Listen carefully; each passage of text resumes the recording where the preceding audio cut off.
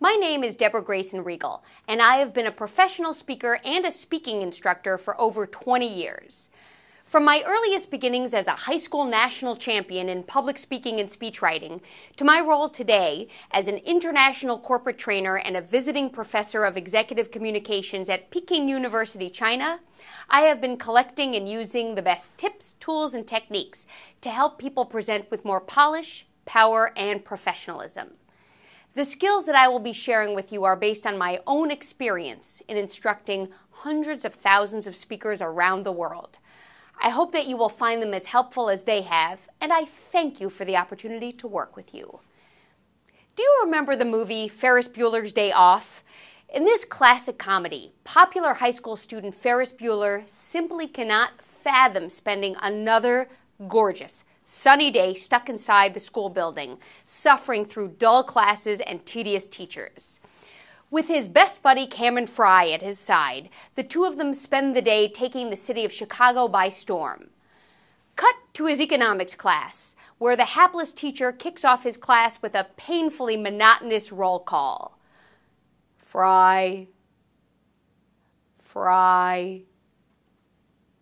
Bueller, Bueller. The teacher's voice was slow, drawn out, bland, and boring. He sounded like he couldn't care less if his students were there or not, and even like he couldn't care less if he himself was there. Who wouldn't want to skip out of a class as dry, dreary, and deadly as that? Please, don't let your audience feel this way about you. If you've taken the time to prepare for a presentation and your audience has taken the time to listen to you, you both deserve to feel something while you're in the room. Like what? Like interested, engaged, inspired, motivated, connected, convinced. Sound good? It does to me. And if it does to you too, then some sound advice is to make yourself sound interested, engaged, inspired, motivated, connected, and convinced if you want your audience to feel it too. How do you do that? By using vocal variety in your speaking voice to create a warm, welcoming, and appealing atmosphere for yourself and your listeners. Without vocal variety, your listeners don't know what to pay attention to, which parts of your presentation are most relevant to them, and when you're ready to change topics.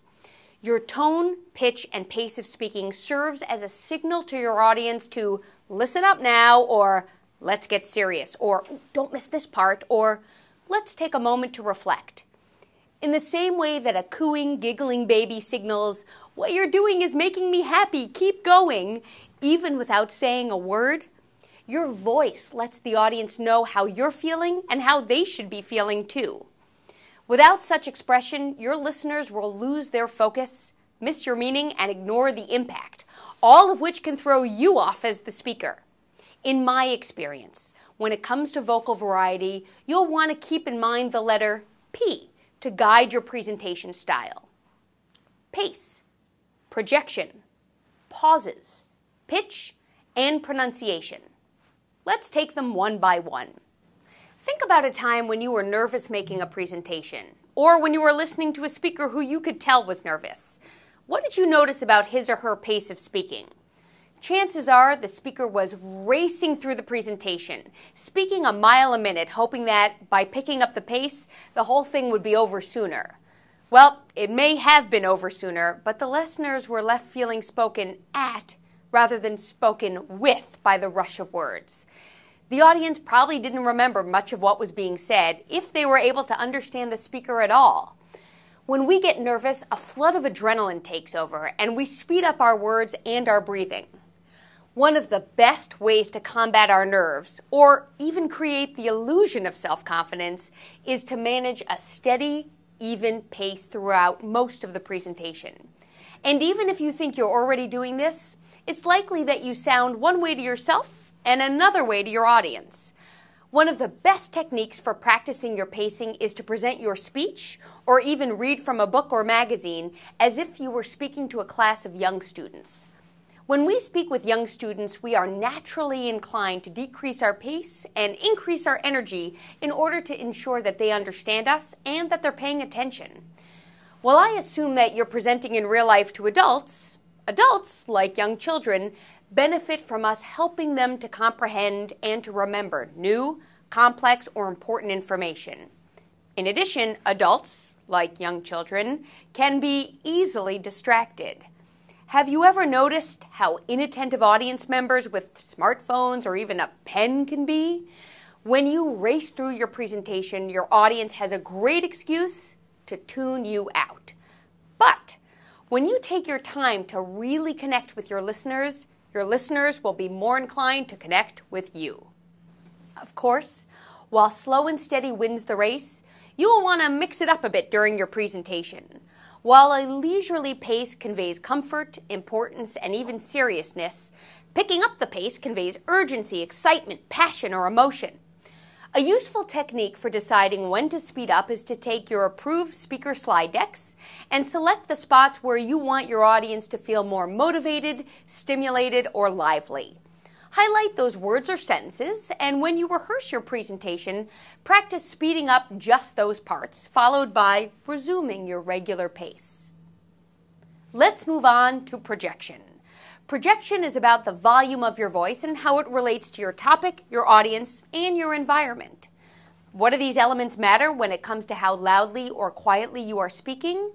Well, imagine someone shouting during a presentation. It would seem quite inappropriate and uncomfortable. For most of the topics that you speak about in a business setting, you'll want to keep a moderate volume throughout with some occasional changes in volume when you want to call your audience's attention to something important. If you really want your listeners to take notice of an important point, get quiet. As you see people lean in to hear what you have to say, you will know what it really means to be an active listener. Now, let's talk about the power of the pause.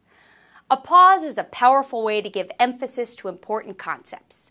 Pauses should come as a natural result of you giving more stress to a particular idea, word, or action that you want your audience to take. In addition, as speakers, we deliver information far more quickly than our audience can really hear and absorb it. Pauses give our listeners a well-needed break to catch up. Of course, you don't want your listeners to wonder what your pauses mean.